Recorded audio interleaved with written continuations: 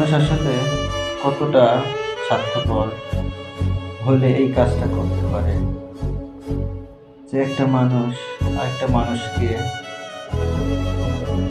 কত কায়দায়, কত কিভাবে দিনের পর দিন মিথ্যা কথা বলে এভাবে ধোঁকা দেয় বা প্রতারিত করে।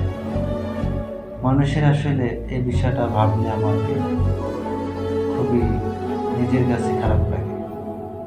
সামান্য এই কয়েকদিনের দুনিয়ায় মানুষ মানুষকে এভাবে যে ঠকায়, বিষয়টা আসলে আমি সহজভাবে মেনে নিতে পারি না।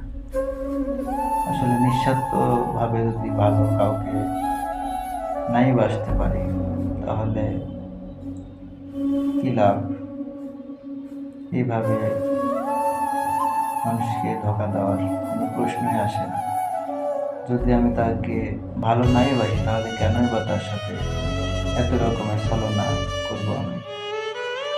এগুলো আসলে কোন রুচির মানুষ তারা আসলে বুঝে পায় না। আরেকটা জিনিস আমি বুঝি না, আমি যদি কাউকে ভালো নাই বাসি, কেন বা তার সাথে এত সময় পাস করবো, এত টাইম ওয়েস্ট করবো? আমি যাকে ভালোবাসি, যাকে আমার মন থেকে চাই, তার সাথে আমি থাকার জন্য তার পিছনে সময় দেব। কেন বা একটা থাকতে আর একটার পিছনে আমি ছুটবো?